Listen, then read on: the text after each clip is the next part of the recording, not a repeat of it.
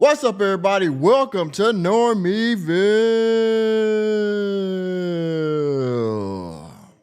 Well, we call you normies.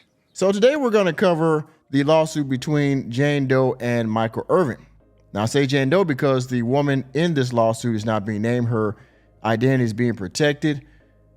But Michael Irvin was supposed to commentate the Super Bowl a few months ago, and he had an interaction with a young lady in the hotel lobby that he was staying at the time. He was supposed to, I believe, go on that morning to or commentate the Super Bowl and the pregame and things of that nature during that time. Well, this young lady, whoever she is, accused Michael Irvin of some heinous acts, and as a result of that, he was terminated from, I believe, the commentary portion of the Super Bowl. I believe that was through NFL Network. He also has not been able to come back on ESPN. And much like other superstars and athletes, the accusation alone is enough to get this person, this individual, pretty much barred from their livelihood.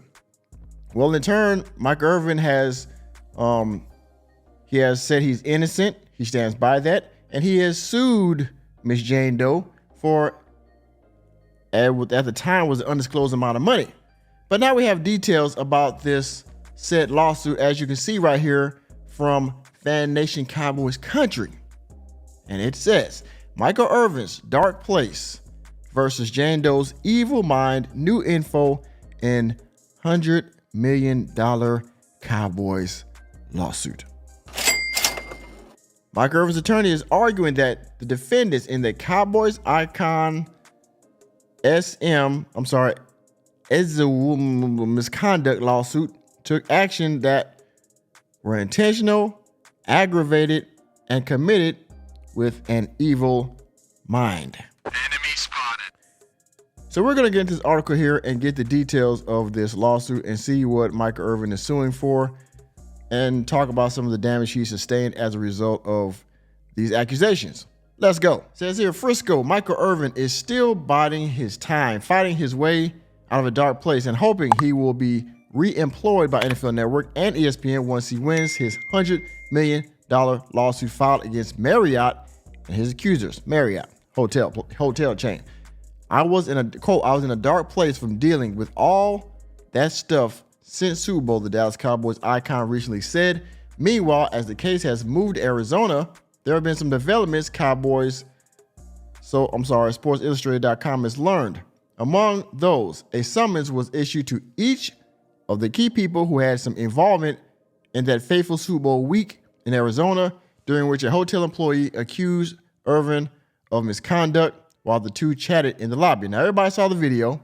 It was widely publicized on TMZ first, of course, and then other platforms. Everybody commentated on it. I think I might have. But the interaction seemed cordial, seemed very happy. There were people in the lobby. There were plenty of witnesses. It seemed like he didn't do anything that was uncouth, if you will, unnecessary, ill will, if you will. But in any case, I don't know what kind of conversation they had, but she went back and said something happened. Also important, Jane Doe asked that their identity remain confidential, and plaintiff Irvin and attorney Levy McCarthy agreed to grant that to the defendant while also asking the court for a jury trial. Now, this is important because when the jury trial happens, I believe that her identity will have to be, unless they have some type of closed proceeding or whatever, her identity will have to be, I think, come forth at that time. So we'll know who this person is, possibly. Let's see here. Inside the Star, via smart work by author Jazz Monet, cites its acquisition of court documents that add some detail to Irvin's position. His complaint states, quote, the defendants improperly took direct measures to scar Mr. Irvin's reputation, which had direct and detrimental effect on his livelihood, business, relationships, and prospective engagements, and caused him humiliation, emotional distress. Defendants accomplished this result through unfair and wrongful means. Target acquired. Indeed, she did. Now, a lot of people say that this interaction that she had with him, again, was cordial, but she asked him some questions and he politely turned her down. And then he goes to bed or goes off to mind his business. And then he wakes up the next morning Now he has these allegations, supposedly against the same woman that he had this interaction with in the hallway. Now, there was a report that came out and said it was another woman that later on, the room service or something, that came to his room or something to that effect. But essentially, I believe that the woman he had interaction with in that video, that one video that went viral, is the person that is alleging these acts against him. Let's read some more. Irvin's side also argues defendants' actions were intentional, aggravated, and committed with an evil mind and intent to cause injury or in reckless and or deliberate disregard of an unjustifiably substantial risk of significant harm to Mr. Irvin. Mr. Irvin is entitled to an award of punitive damages in an amount sufficient, sufficient to punish defendants and deter them and others similarly situated from engaging in like conduct in the future. Essentially what they're saying is that, you know what, the amount that he should be awarded should be enough that nobody else will ever think to falsely accuse this man ever again. And in a sense, is teaching them a lesson. Like, you know what? You guys have scarred my reputation. You scarred my business ventures, future endeavors, and so on and so forth. And because of that, you've taken money out of my pocket, out of my family's pocket if he's taking care of anyone. And for that, these allegations should be handled and should be punished to the highest degree.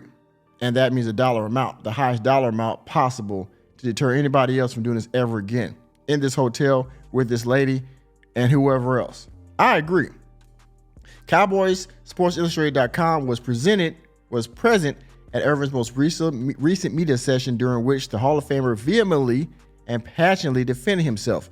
His attorney showing us to the hotel video that defendants were long unwillingly to show despite orders from the court. Said Irvin, "I didn't do anything wrong. It's just sickening." I remember that video. He went on the press. He went in front of the podium. He was in tears, I think, and he was claiming his innocence. And he said he didn't do anything wrong. And they showed everybody the video. I think that video that we saw on TMZ, I think this came from Marriott. This was footage from Marriott or somebody's personal whatever. And they didn't want to release this footage because it shows where she was, where Michael Irvin was. It showed the quick interaction, how actually quick it was, and she walked off. Marriott didn't want to release this. I believe that the Marriott was trying to protect their employee. They're trying to protect their brand as well, because she possibly lied about this. And if so, she gets penalized and the hotel gets penalized for having her back. If he's found innocent in this lawsuit, I hope he bankrupts the Marriott Hotel and this woman as well. Okay? I like Mike Irvin. He's a good player. He's a Hall of Famer. He's a good commentator for ESPN and NFL Network. And if he's proven innocent, I hope he gets all the good that's coming to him and he regains his job at NFL Network and ESPN, because we need him on TV, all right? That's my time again. Thank you for attending another episode of Normieville. You know me, I'm just Normie, here to bring you the latest and greatest in sports news, entertainment, and politics. Let me know what you think about this lawsuit down in the comment section. And please, please hit the like button, hit that subscribe button, and the notification bell on your way out of the door. And I will see you on the next video.